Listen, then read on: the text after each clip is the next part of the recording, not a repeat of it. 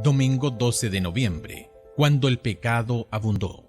En Romanos capítulo 5, verso 20, Pablo hace una declaración poderosa. Mas cuando el pecado abundó, sobreabundó la gracia. Su razonamiento es que no importa cuánto pecado haya o cuán terrible sea el resultado del pecado, la gracia de Dios es suficiente para remediarlo. ¿Qué esperanza debería darnos a todos, especialmente cuando nos vemos tentados a creer que nuestros pecados son demasiado grandes como para ser perdonados?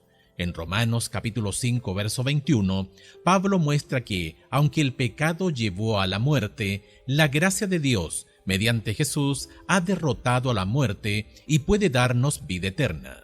Escucha Romanos capítulo 6, verso 1, qué lógica aborda Pablo y cómo responde a esa clase de pensamiento en Romanos capítulo 6, versos 2 al 11. Romanos capítulo 6, verso 1. ¿Qué pues diremos? ¿Perseveraremos en el pecado para que la gracia abunde? Versículos 2 al 11. En ninguna manera, porque los que hemos muerto al pecado, ¿cómo viviremos aún en él? ¿O no sabéis que todos los que hemos sido bautizados en Cristo Jesús, hemos sido bautizados en su muerte? Porque somos sepultados juntamente con él para muerte por el bautismo, a fin de que, como Cristo resucitó de los muertos por la gloria del Padre, así también nosotros andemos en vida nueva.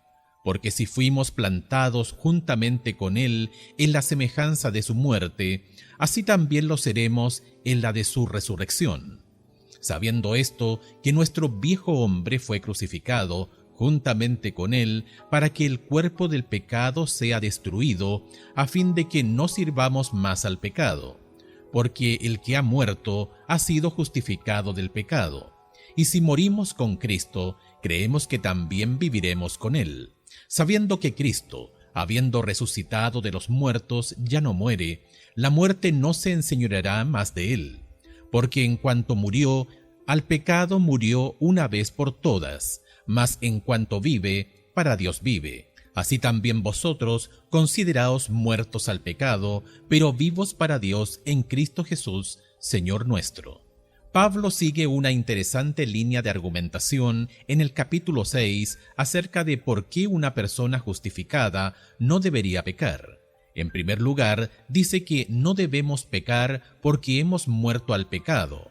Luego explica lo que eso quiere decir. La inmersión en las aguas del bautismo representa un entierro. ¿Qué se entierra? El viejo hombre de pecado, es decir, el cuerpo que comete pecado, el cuerpo dominado o gobernado por el pecado. Como resultado se destruye este cuerpo de pecado. En consecuencia, ya no servimos al pecado. En Romanos capítulo 6 se personifica al pecado como un amo que somete a sus siervos. Una vez que se destruye el cuerpo de pecado que sirvió al pecado, cesa el dominio del pecado sobre él. El que sube de la tumba líquida emerge como una nueva persona que ya no sirve al pecado, ahora anda en vida nueva. Cristo, cuando murió, murió una vez para siempre, pero ahora está vivo para siempre. Por lo tanto, el cristiano que se bautiza ha muerto al pecado de una vez por todas y nunca más debería volver a estar bajo su dominio. Por supuesto, como todo cristiano bautizado sabe, el pecado no desaparece automáticamente de nuestra vida una vez que salimos del agua. No estar gobernado por el pecado no es lo mismo que no tener que luchar contra él.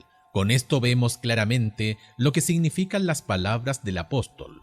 Las declaraciones como hemos muerto al pecado, consideraos vivos para Dios, etc., significan que no cedemos a nuestras pasiones pecaminosas ni al pecado, aunque el pecado continúe en nosotros. Sin embargo, el pecado permanece en nosotros hasta el final de nuestra vida.